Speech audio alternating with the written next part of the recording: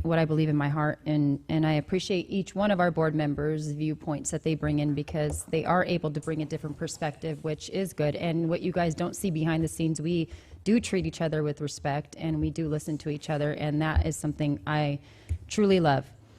Tonight, it was rough. Like he said, I don't want to be here having policies like this.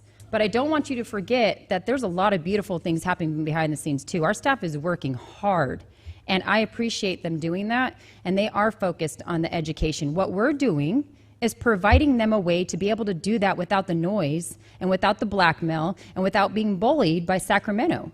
I will tell you one thing, as a parent, we were shut down. We tried to have conversations.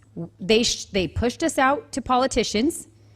I'm a soccer mom. I will say that. I'm a fitness trainer. I had no desire to ever be in this seat. The person that I unseated is a disgruntled ex-politician, and she's upset that we unseated her, the parents. When they go to try to recall me, they're not recalling me, they're recalling us. This is us. It's always been about us, because we united to bring protection over our children.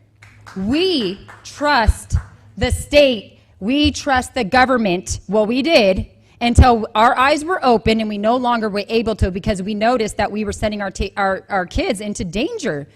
Tony Thurmond, the Department of Ed, I've been in this seat, please let me talk. I've been in this seat for, I don't know, what is it, July? I've lost track because it's so crazy right now. Since July, he's had every opportunity to talk to me. 4 months ago, I introduced this policy. He could have picked up the phone. He has a direct line. I've told our superintendent, you guys are not to take the heat. Give him my personal cell phone. Any politician that's called him, I say, do not take the call. Please refer them back to me. This is the policy that I brought forward. I take responsibility. I don't bring reckless things into here. You guys heard, I mean, thank God for our legal counsel. I feel bad he's had to sit here all the time, but that was to serve a purpose, to show people this is legal.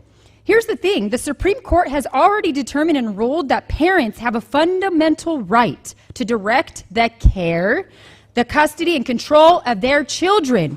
And that right does not get taken away unless the parent is ruled unfit. We have a process. Let it go through this process. If these kids are in danger, I don't want to send them back to their house. That would be horrifying. Horrifying. And you know what's really sad? There is a Rasmussen poll, and believe it or not, it had like an overwhelming amount of Democrats that were involved in this poll. And I think it was like almost 60 to 70% of parents said they want parental involvement with these specific issues. We can't use polls or just people saying that, you know, the kids are going to commit suicide. Well, if they are, then involve their parents.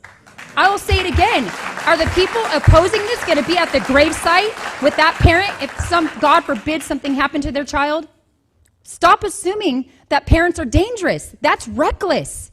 And I will say this, because a household is affirming or non-affirming, right now they're saying non-affirming households are dangerous. Where do you get that? Actually, if you ask me, and I've listened to tons of parents, it's actually very safe to be a non-affirming, loving, caring household, because guess what? They're going to provide and pull their child in closer, the necessary needs that they need to be able to get better. So for me, that is important. Bring the parent in. We have no right. And until Sacramento backs down, until Tony Thurmond backs down, go on his website, go to the Department of Education. You would want to literally vomit. Until he backs down, we have to put safeguards. That's why I was brought here. I wasn't brought here for anything other than that. So when they come to intimidate, they send blackmail letters. Let it be not for Chino. Let it be for California to know that you have waged a war against parents. You waged a war against parental rights, and you're putting our children at risk, and we won't stand for it, because guess what? We are united.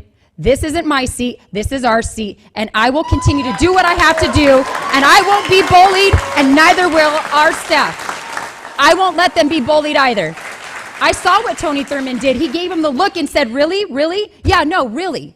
You're not going to bully him, because if he does what's right for the kids, we protect him. Our staff, again, I will reiterate, they are amazing. They're working constantly about educational issues, and if we have to put safeguards in place to be able to let them do that, then you know what? Tell Sacramento to back down, and then I'll back down.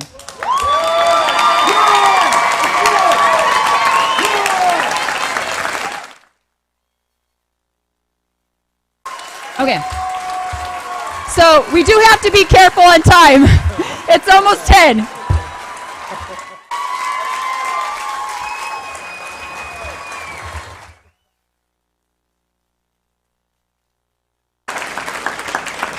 We're going to go ahead, seeing that there's no more discussion, and we're going to take a vote. Do you really want to get kicked out? You waited the whole meeting. Come on, guys. Do me a favor.